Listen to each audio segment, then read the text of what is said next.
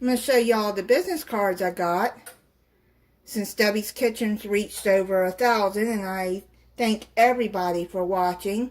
I appreciate it. I couldn't have done it without you. I will put the link to how to get these business cards printed out in the description if you want to get some. They're cheap. They're 500 cards for $9.80, and then you have to pay shipping and handling. Or you can get 1,000, and I think they were about $15. And I thought 500 would be okay for right now. I just hand them out when I'm out shopping. And thank you for everybody that's been watching my playlist. I appreciate your trying to get me over the watch hours. They have jumped up some. I'm still, like, I think 1,300 away from getting 4,000 watch hours.